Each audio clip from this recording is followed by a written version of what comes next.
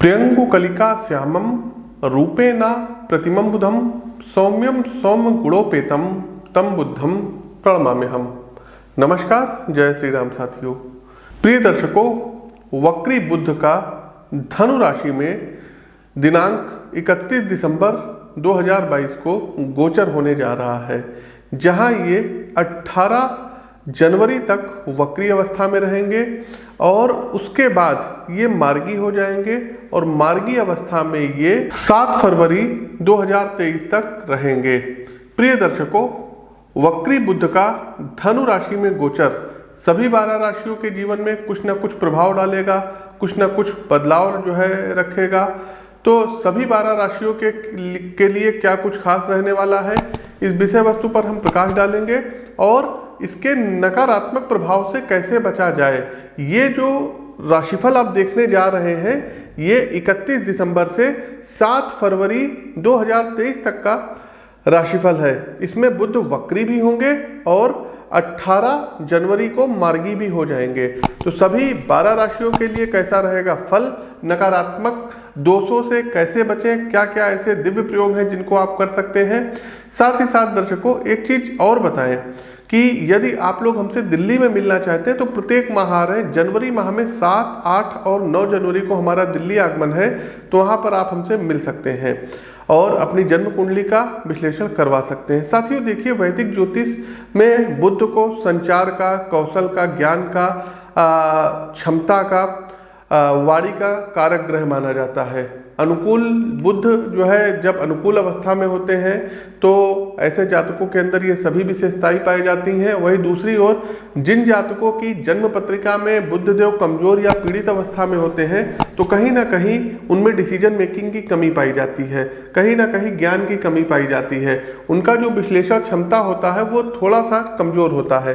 संचार कौशल भी बहुत अच्छा नहीं माना जाता है। वक्री होने का अर्थ होता है पीछे की तरफ बढ़ना या जो है मतलब पीछे की तरफ देखना। साथ ही साथ जब कोई भी ग्रह वक्री अवस्था में होता है तो ऐसा प्रतीत होता है सौरमंडल में कि वो पीछे बढ़ रहा होता है। साथ ही साथ वैदिक ज्योतिष के अनुसार जब भी कोई ग्रह वक्री होता है तो उसके परिणामों में तीव्रता आ जाती है। वक्री ग्रह जो होते हैं बहुत ज़्यादा पावरफुल होते हैं अपने रिजल्ट देने में। प्रिय दर्शकों, आप सभी लोग जानते हैं कि बुध संचार कौशल, तार्किक क्षमता, बौद्धिक क्षमता, स्मरण शक्ति आदि के कारक ग्रह हैं। इसलिए बुध जब वक्री अवस्था में आते हैं तो इन चीज़ों को प्रभावित बहुत ज़्यादा करते हैं। क्योंकि धनु राशि में गोचर होने जा रहा है बुध का और जीवन के विभिन्न पहलुओं की, जैसे कि आपके व्यक्तिगत जीवन, आर्थिक जीवन, प्रेम जीवन, पेशेवर जीवन, एजुकेशन हो गया, हेल्थ हो गया, इस पर क्या प्रभाव पड़ेगा तो विस्तार पूर्वक हम जानकारी देंगे और उपाय भी बताएंगे। लेकिन आगे बढ़ने से पहले नए हैं तो चैनल को सब्सक्राइब कर लीजिए, बेल आइकन दबा दीजिए और कमेंट बॉक्स में ओम गंग गणपतये नमः जरूर टाइप कीजिए। आगे बढ़ते हैं, हमारी अगली राशि आती है कर्क राशि। देखिए, कर्क राशि के जातकों, बुध देव का ये जो गोचर हो रहा है ये आपके 6th हाउस में, छठे भाव में हो रहा है। छठा भाव प्रतिस्पर्धा का भाव, शत्रुओं का भाव, कोर्ट कचहरी का भाव, रोग का भाव, और यहाँ पर बुध देव वक्री अवस्था में गोचर कर रहे हैं। तो कायदे से यदि देखा जाए तो बुध की वक्री अवस्था तो आपके लिए जो है कर्क राशि के जातकों थोड़ा बहुत यहाँ फलदायी सिद्ध होगी।